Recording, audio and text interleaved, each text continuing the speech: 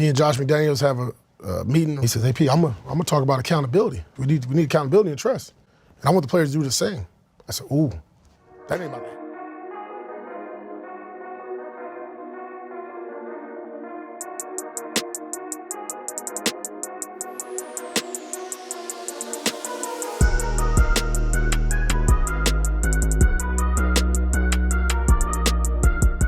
What's up, Raider Nation? Welcome back to the channel. If you're new to this channel and you would like to support the channel, please hit that subscribe button. Also, hit that bell so you're notified every time I come out with brand new content. And also, leave me a comment. I'll definitely respond to you guys. And lately, you guys have been really killing it on liking these videos. And the last video, we didn't quite get to our goal of 200 likes. So let's try to get this video to at least 200 likes, everybody. Well, Raider Nation, as you guys might have heard, Antonio Pierce has been appearing as a guest on many podcasts.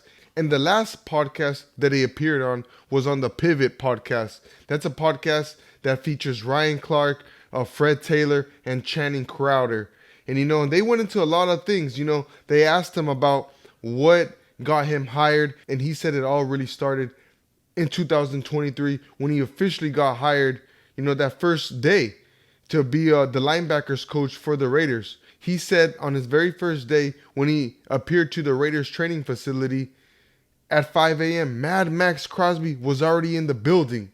And he was astonished by that. He went up to Max and said, "What the hell are you doing here? It's barely February and it's 5 a.m. And Max said, "This is what I do, baby. I strive to be the greatest at my position, and I'm here every single day working on my craft." And he really said it started from right there. He started making connections from the janitor all the way to the top, to the CEO. He wanted to build a relationship with everybody.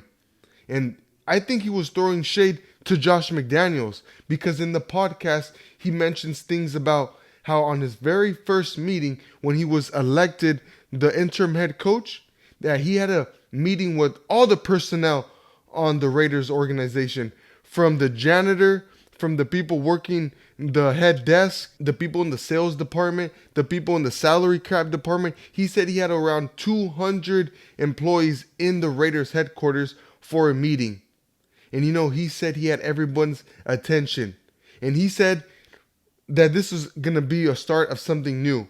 From here on out, we all represent the Shield. We all represent the Raiders. We're all here to make this organization the best in all of sports. We're going to say hi to each other. We're going to be respectful to each other.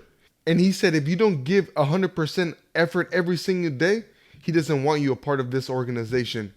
And he said that when he left that meeting, within an hour, he was getting flooded with emails from everybody saying, "What can I do more to make this organization better?" They were saying, "Hey, coach, I'm with you. I want to make this organization better. What do I need to do?" Antonio Pierce was at a loss for words. He couldn't believe that he had everyone's attention on just one meeting. That speaks volumes on the type of leader that he is. He expressed many times that a head coach doesn't necessarily need to be an X's and O's guy, but he needs to be a guy that can motivate a team. He needs to be able to get a group of men and fight for the same cause. Being the head coach of a football team, you have to manage 53 men, not counting the people on the practice squad, not counting the 20 head coaches. To be the head coach of a franchise is one of the most hardest jobs in all of sports. And I don't think we could have gave the job to anyone better than Antonio Pierce. Just with his enthusiasm and his leadership, I could tell that we're headed in the right direction. That with Antonio Pierce at the helm, we're going to be competitive, we're going to be tough, and we're going to play with grit. And he mentioned what got Josh McDaniels fired.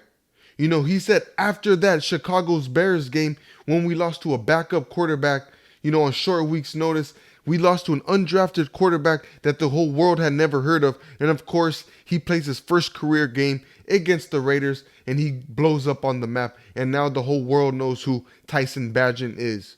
And Antonio Pierce was explaining how after that loss, there was a lot of players were isolated and talking about how they didn't want to play anymore, that they had lost the love of the game. I would like to think he was talking about players like Devontae Adams. He never said Devontae Adams' name, but, just with Devontae Adams' mannerisms on the sideline, how he was throwing his helmet frustrated all season, I would like to think he was talking about Devontae Adams.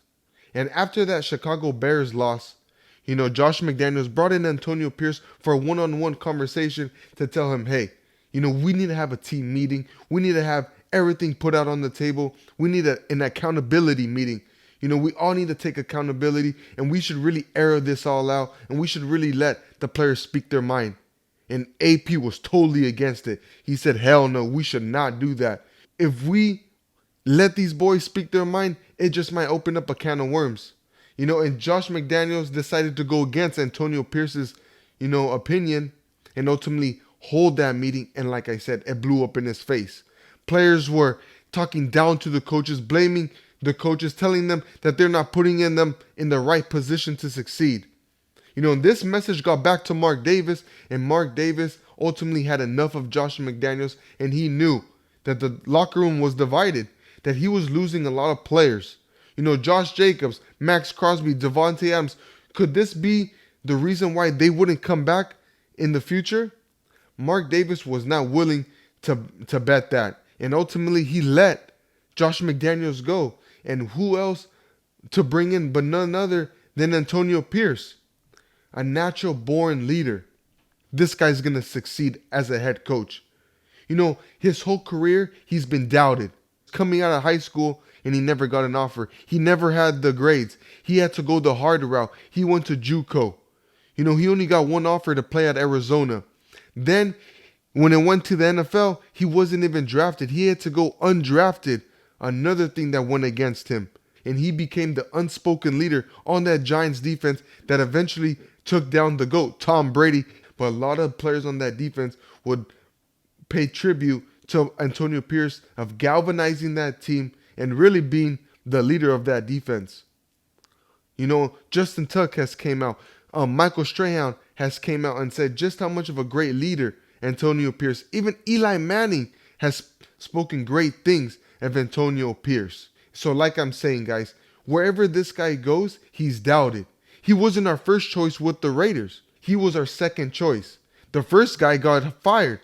In comes in the interim coach, and we just brought him in just to cool it down, just to take us to the finish line. And this offseason, we could wash our hands, do a good coaching search, and set us into the future. But Antonio Pierce had different ideas. He knew that he might not ever get this opportunity in the future. And that's why he's pulling out all the stops. He's bringing in guys like Marvin Lewis. He's bringing in coaches like Tom Coughlin, coaches with a lot of head coaching experience, Super Bowl winning experience. And he said he's molding his coaching style to these coaches, to be tough, to be accountable. He's already telling players that he's going to fine them if they're late. You know exactly what you're going to get from Antonio Pierce. He's a player's coach. And a lot of players are already wanting to come to Vegas to play for a coach like that. Brandon Ayuk is already saying things that he's out of San Francisco. His brother is going on Instagram saying BA to Vegas. Is that possibly because of Antonio Pierce? I would like to assume so. When you see a coach like that speaking with his chest out, not scared to speak his mind. People are saying, oh, look at this coach. He's a thug. He drives in a 64 Impala to the games. But no one was saying anything before he was doing that. He was already doing that as a linebackers coach. We just now took notice because he's the head coach of the Las Vegas Raiders.